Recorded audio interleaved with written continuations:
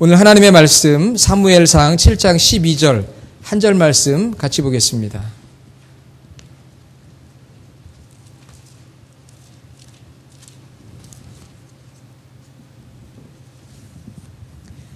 구약성경 418페이지 사무엘상 7장 12절.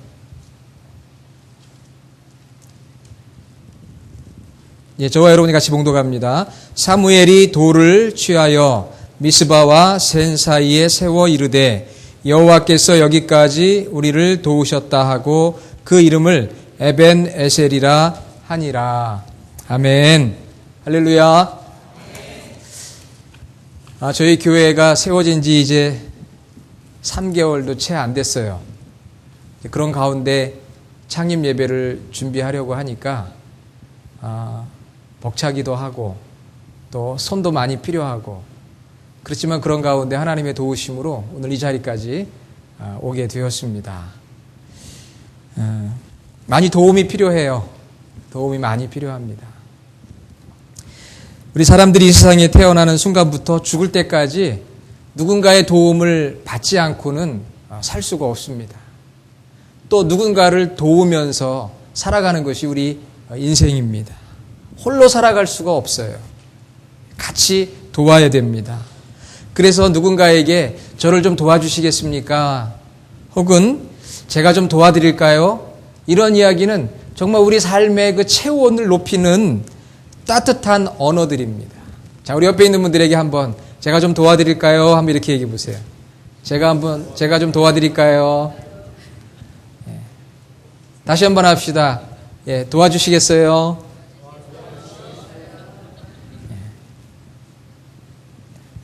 따뜻해지지 않습니까? 제가 도와드릴까요? 도와주시겠어요? 그런 가운데 우리들의 이 삶이 따뜻해지는 거지요.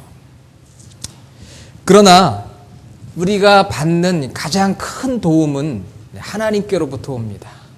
하나님께로부터 가장 큰 도움이 와요.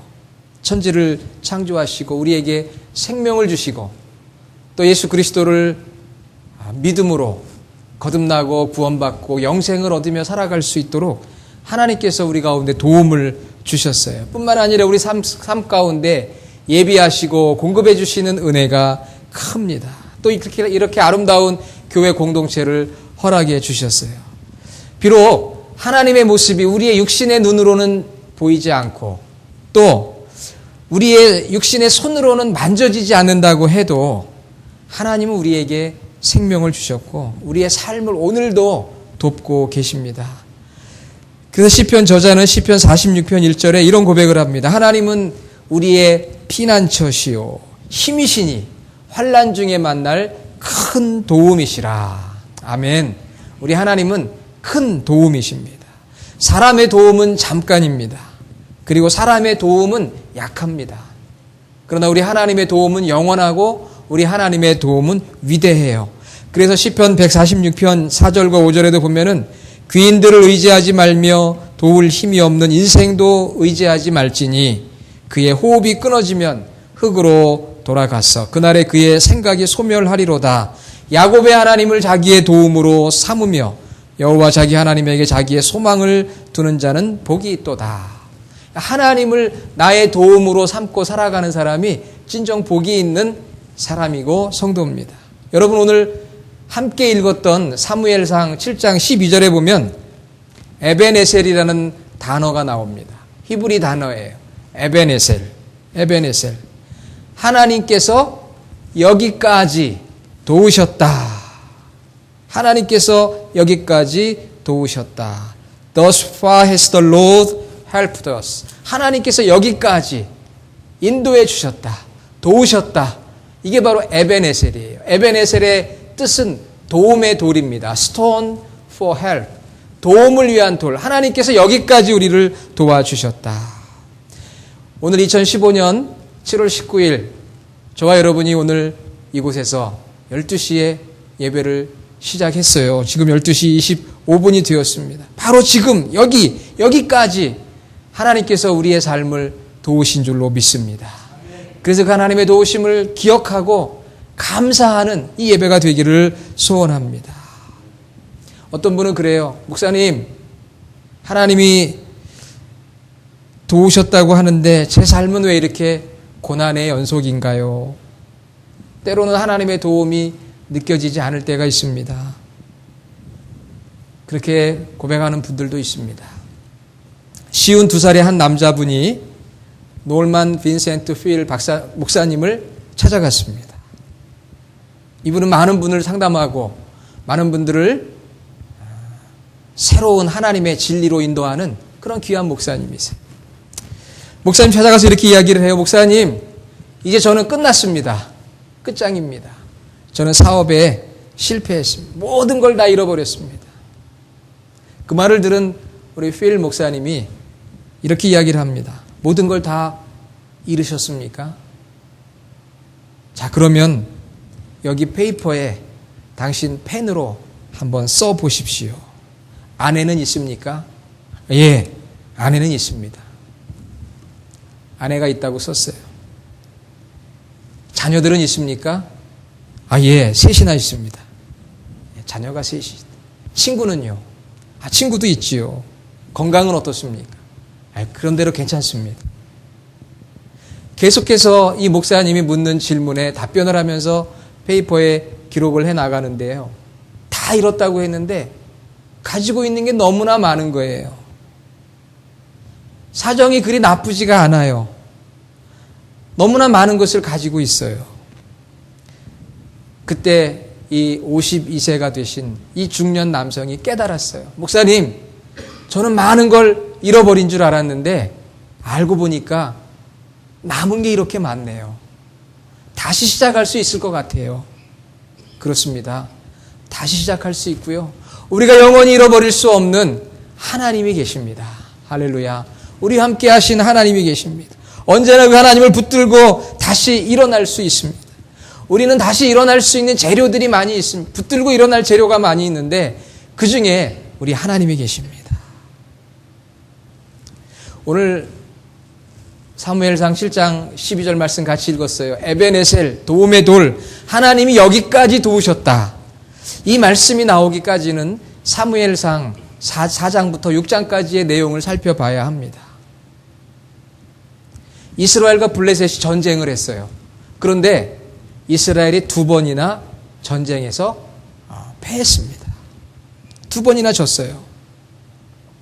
첫 번 전쟁에서는 4,000명이 죽었고 두 번째 전쟁에서는 무려 3만 명이 죽었습니다. 하나님의 도움을 얻고자 이스라엘 백성들이 법궤를 가지고 나갔지만 법궤를 빼앗겼습니다. 예, 죽었고요. 빼앗겼고요.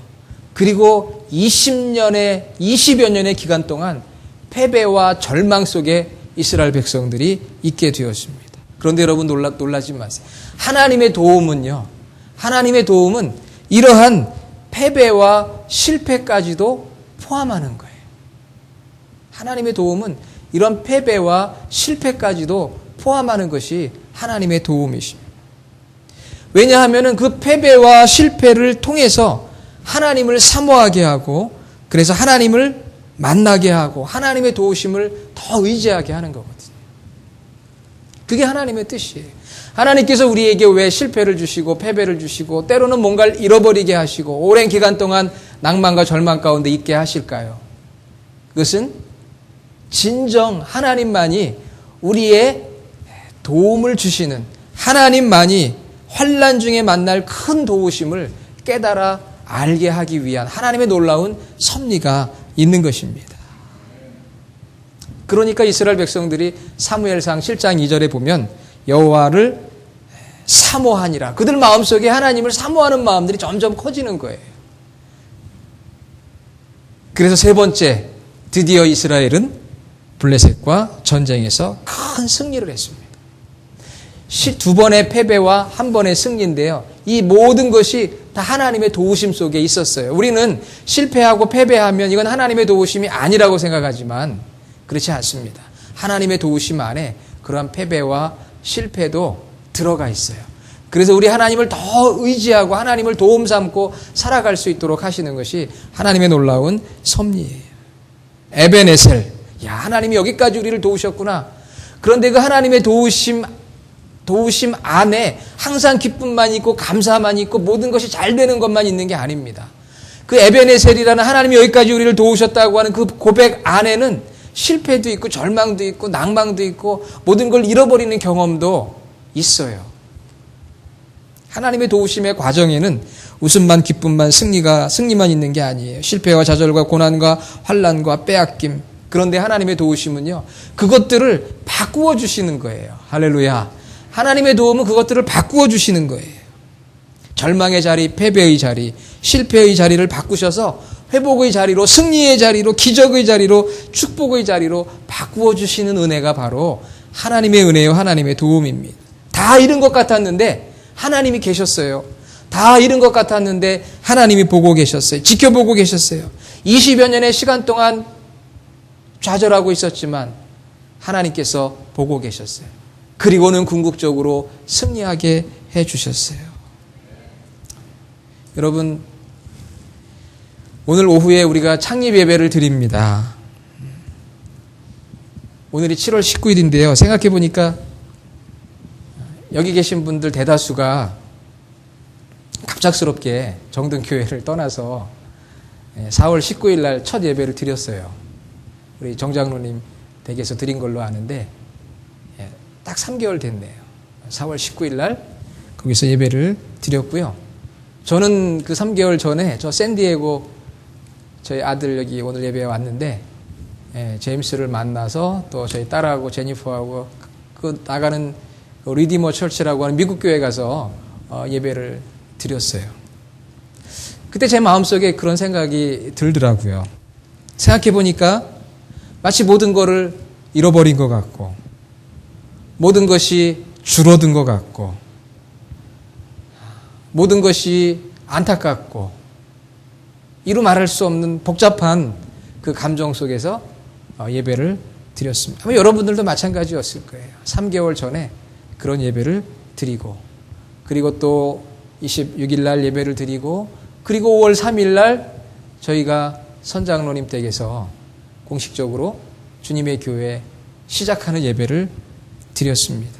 그리고는 6월 21일 날 이 소미스의 커뮤니티 철치 안에 와서 이 예배당을 하나님께서 우리에게 허락해 주셔서 예배를 드리기 시작해서 꼭 한 달 만에 이제 많은 분들과 함께 오늘 오후 5시에 창립 예배, 감사의 예배, 기념 예배를 드리게 되었어요. 여러분 이게 무엇입니까? 이게 에베네셀이거든요. 하나님께서 여기까지 도우셨다. 할렐루야. 하나님께서 여기까지 도우셨다.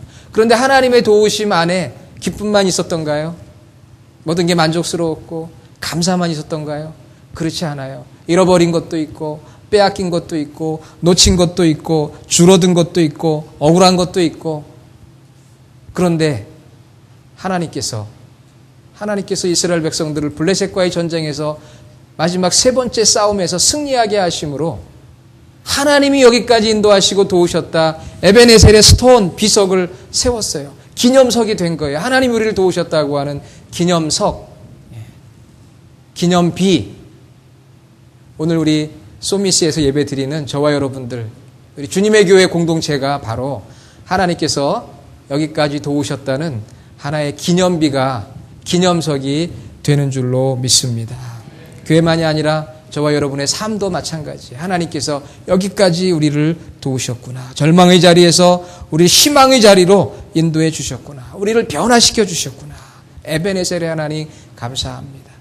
우리 삶에 하나님이 도우시는 그 에베네셀의 그 기념비가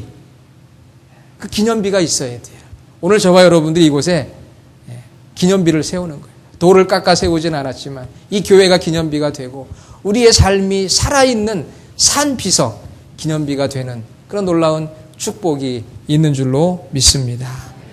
여러분이 에베네셀은 정말 하나님께서 승리하게 해주시고 도와주신 것을 기념하는 기념석, 돌이거든요. 돌을 세운 거예요. 그런데 이 에베네셀은 기념석만 아니에요. 오늘 설교 제목에도 나오지만 이 에베네셀은 경계석입니다. 경계. 여러분 경계라는 게 무슨 말입니까? 구분하는 거예요. 바운다리예요. 라인이 있든지 스톤이 있든지 경계석이라는 게 있습니다. 여러분이 한국에 가면은 남과 북을 나누는 휴전선이라는 게 있잖아요. 38선. 그 경계선이거든요. 그 경계선을 중심으로 해 남쪽은 남한이고 북쪽은 북한이에요. 그 경계선이 있어요. 여러분, 에베네셀은 하나님께서 여기까지 우리를 도우셨다는 것인데 이것은 단순히 하나님이 인도해 주셨으니까 너무나 감사합니다라고 기념하는 것으로 끝나는 것이 아니라 이것이 경계석이 된다는 거예요. 무슨 말씀입니까? 하나님께서 이스라엘의 영토와 블레셋의 영토를 나누어서 에베네셀의 비석을 세우면서 이쪽은 이스라엘 땅이고 이쪽은 블레셋 땅이라고 나누어 주신 거예요. 경계석이 된 것입니다. 여러분, 여러분의 삶이 하나님이 나를 여기까지 인도해 주셨구나, 하나님께서 여기 교회를 세워주셨구나 감사하고 기념하는 것으로 끝나서는 안 됩니다. 내 삶이 우리 교회가 기념비만 되어서는 안 되고요, 경계석이 되어야 돼요. 다른 사람들이 볼 때 크리스천의 삶은 다르구나, 주님의 교회는 다르구나, 경계가 있어야 돼요. 경계석이 되어야 한다는 것을 오늘 말씀해 주고 있습니다. 감사로 끝나는 것이 아니라 하나님의 도우심을 받고 사는 사람들은 내 삶이 세상과는 구분된 삶이 되어야 하고, 우리 주님의 교회가 다른 교회와는 구분된 교회가 되어야 한다는 것을 주님께서 우리에게 말씀해 주시고 있어요. 이스라엘의 영토가 있고 블레셋의 영토가 있는 것처럼 다른 거예요. 내가 하나님의 자녀가 되면은 세상과는 다른 거예요. 우리가 정말 주님의 교회가 된다면 다른 거예요. 우리 교회는 주님의 교회, 주님의 교회는 다른 교회. 경계선이 분명해야 돼요. 어떻게 경계선이 분명한 경계석이 될 수 있을까? 주님의 교회가 에베네셀 기념비만이 아니라 에베네셀 경계석이 될 수 있느냐? 그 말씀은 사무엘상 7장 3절부터 12절 오늘 본문까지 내용을 읽고 묵상해 보면 경계석이 될 수 있는 하나님의 메시지가 있어요. 우리 설교 노트에 간단히 나와 있지만 세 가지입니다. 제거하라, 섬기라, 은혜의 자리를 사모하라. 이 세 가지예요. 우리 삶이 계속해서, 또 우리 교회가 계속해서 뭔가 다른 경계석이 되려면 이 세 가지가 필요해요. 첫째는 제거하라 그랬습니다. 사무엘상 7장 3절에 보니까 사무엘이 이스라엘 온 족속에 말하여 이르되 너희가 전심으로 여호와께 돌아오려거든 이방 신들과 아스다롯을 너희 중에서 제거하라. 이방 신을 제거하는 것입니다. 우리 삶이, 우리 교회가 온전히 주님의 교회가 되기 위해서는 이방 신들과 아스다롯을 너희 중에서 제거하라. 그러자 이스라엘 백성들이 4절에 바알들과 아스다롯을 제거했다. 바알신과 아스다롯은 당시 팔레스타인 가나안 땅의 우상들이었습니다. 오늘로 해석을 해보면 바알신과 이 아스다롯신은 무엇인가 하면은 물질의 풍요를 추구하는 것이 이 바알신이고요. 그 다음에 내 인생의 쾌락을 추구하는 것이 이 아스다롯입니다. 오늘 현대인들이 가장 추구하는 게 무엇이겠어요? 물질의 풍성함 아닙니까? 소유의 풍성함, 또 쾌락, 즐거움, 넘치는 즐거움. 이 두 가지잖아요. 왜? 이걸 통해서 우리는 기쁨을 얻고 사람들에게 인정을 받기도 하고 힘이 되기도 하고 자유함이 있고, 그래서 바알과 아스다롯은 바로 물질의 소유, 풍성한 물질을 추구하는 것, 또 아주 지나친 그 즐거움, 쾌락을 추구하는 것, 이 두 가지가 바로 바알과 아스다롯을 섬기는 건데 이 두 가지를 제거하라, 그렇게 말씀을 해 주셨어요. 우리도 이 땅에 살면서 물질 없이 살 수가 없습니다. 우리가 이 땅에 살면서 어느 정도의 즐거움, 쾌락을 추구하지 않을 수가 없어요. 그러면 어떻게 해야 됩니까? 자, 한번 손을 한번 들어보세요. 손을 꽉 한번 쥐어보세요. 뭔지는 모르지만 한번 꽉 한번 이렇게 주먹을 쥐어보세요. 자, 그 다음에 한번 이걸 이렇게 펴보세요. 자, 손을 내리시고요. 우리가 추구하는 게 물질의 풍성함, 또 풍성한 쾌락, 이것을 우리가 추구하는데 이것은 한마디로 손에 꽉 쥐는 거예요. 꽉 쥐고 내 마음대로 해야 되겠다. 이건 내 거야. 이 물질도 내 거고 이 즐거움도 내 거야. 나를 위해 살아야지. 이게 바로 바알과 아스타롯을 섬기는 자의 모습이에요. 그러면 그것을 제거하는 삶이란 무엇입니까? 손을 펴는 거예요. 우리에게 물질이 있어요. 우리에게 어느 정도 쾌락을 추구하고 즐거움을 추구하는 게 있습니다. 그런데 이것을 꽉 쥐는 게 아니고요. 주님께서 허락하신 이 물질과 주님께서 허락하신 삶의 즐거움과 기쁨이 있는데 이것들을 주님께서 저에게 맡겨주셨으니까 주님의 뜻 가운데 제가 잘 내어드리고 관리하고 필요할 때는 제가 버리기도 하겠습니다. 이것이 바로 경계석된 성도들의 다른 삶의 모습인 거예요.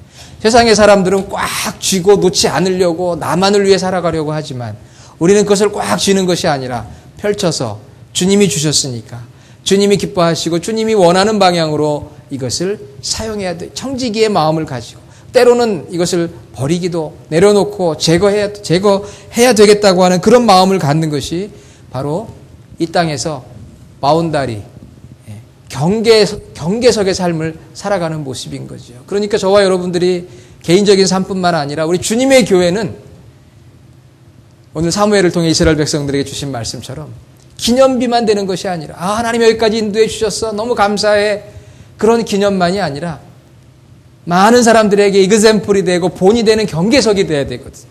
바운다리에 선을 그어줄 수 있는 삶이 되어야 되고 그런 교회가 되어야 되는데 그것은 바로 나를 위해서 꽉 쥐는 삶이 아니라 하나님께 내어드리고 어떻게 하면 주님 뜻에 맞게 사용할 수가 있을까요?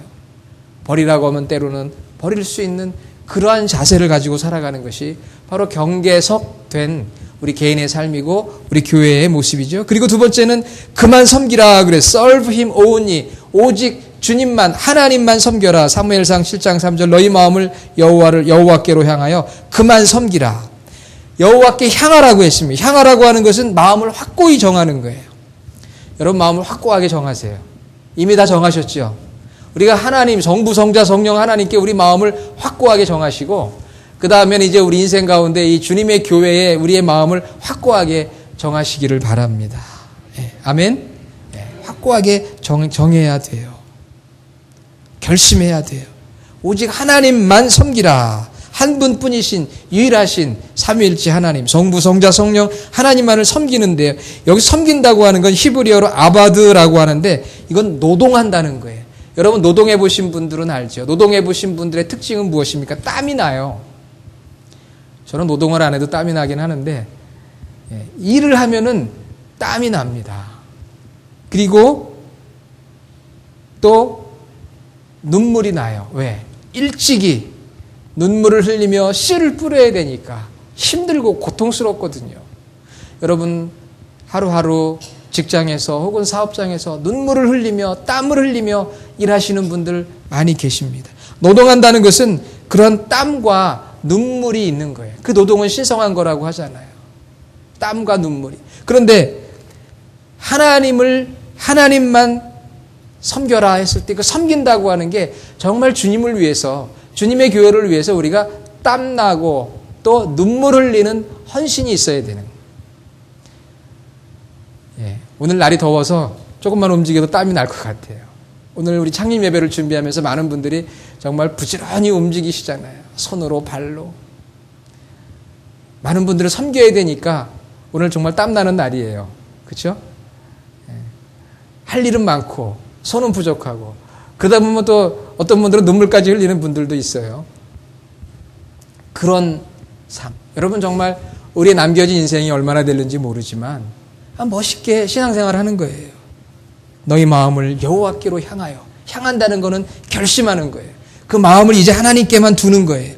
그만 섬기라. 섬긴다는 건 노동한다는 의미라고 그랬죠. 뭔가 정말 노동할 때 최선을 다해서 땀과 눈물을 흘리듯이 정말 주님의 교회를 위해 땀과 눈물을 쏟아 놓는 거예요. 그래서 나중에 정말 주님이 부르실 때 후회함이 없이 정말 잘했다. 착하고 충성된 종아. 웰컴. 나와 함께 영생을 누리자. 나의 임재 안에서 복된 삶을 영원히 누리자. 그런 주님의 음성을 우리가 기다리면서 정말 여호와 하나님만을 섬기는 경계석이 되는 그런 저와 여러분의 믿음 생활이 되기를 원합니다. 마지막으로 세 번째는 은혜의 자리를 사모하는 거예요. 사무엘상 7장 5절과 6절에 보면 미스바로 모이라고 그래요. 사무엘이 이스라엘 백성들에게 미스바로 모여라. 예루살렘 북쪽 13km 지점에 있는 땅입니다. 모이기에 좋았다고 그래요. 그곳에 모여서 하나님 예배했어요. 미스바, 소미스, 좀 비슷한 것 같아요. 숫자가 들어가잖아요. 미스바, 소미스.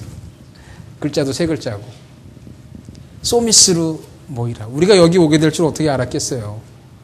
그렇지만 생각해 보니까 또 이 땅이 벤츄라의 또 센터에 있는 땅이기도 해요. 성령의 바람이 불어오는 그런 땅입니다. 소미스, 미스바로 모여라. 이스라엘 백성들이 미스바에 모여서 무엇을 했습니까? 사무엘상 7장 5절과 6절에 보니까 예배의 제단을 쌓고요. 그 다음에 금식하며 회개했어요. 하나님을 예배하고 기도하고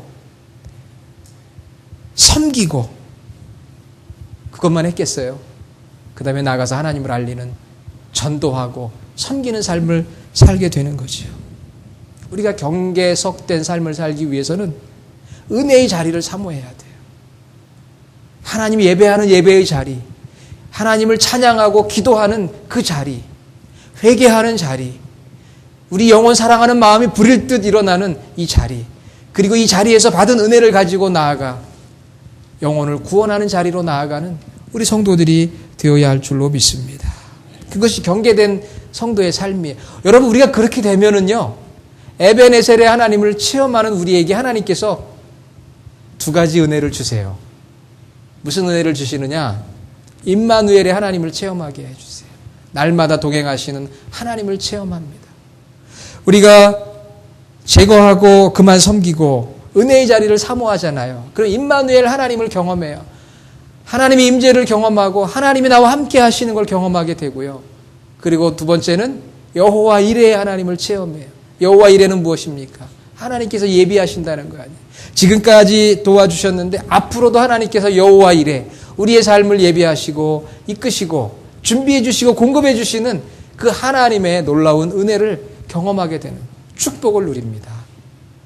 에베네셀의 하나님을 경험하고 우리 삶이 기념비가 되고 경계석이 될 때 우리 하나님께서는 임마누엘로 동행하여 주시고 여호와 이레로 예비하시고 공급해 주시고 이끄시는 그런 은혜와 축복이 있게 될 줄로 믿습니다. 사랑하는 여러분, 오늘 정말 우리가 이 땅에 이 교회를 통해 기념비를 세우는 날이 에베네셀, 하나님이 여기까지 하셨습니다. 그래서 우리가 감사하고 정말 하나님 앞에 예배하고 또 많은 성도들이 찾아와서 같이 축하하는 자리가 되어야 돼요. 얼마나 감사해요. 그러나 기념비로만 끝나는 것이 아니라 그 다음에 우리가 경계석이 되어서 바운다리가 되어서 우리가 사는 땅은 하나님과 함께하는 이스라엘의 영토요. 아직 세상은 블레셋의 영토와 같이 나누어져 있는데 뭔가 다른 삶, 제거하고 그만 섬기고 예배의 자리를 사모하는 그런 삶을 살아갈 때 하나님께서 우리 가운데 임마누엘로 여호와 이레로 함께 주실 줄로 믿습니다. 기도하겠습니다. 아버지 하나님, 감사합니다. 오늘 창립 예배를 드리는 복된 주일, 오늘 말씀을 통해 우리 주님의 교회가 에벤에셀에 하나님 여기까지 도우셨습니다. 기념석이 되었습니다. 이제는 경계석이 되어서 세상에 주님의 이름을 드러내는 아름다운 교회가 되게 해주시고 여기에 머리 숙인 한 분 한 분이 삶 가운데 하나님이 함께 하셨다고 하는 에벤에셀의 고백이 있게 하여 주시고 더 나아가서 경계석이 되어서 임마누엘의 하나님, 여호와 이레의 하나님을 경험하는 모든 믿음의 성도들이 되게 하여 주시옵소서. 예수님의 이름으로 기도드립니다. 아멘.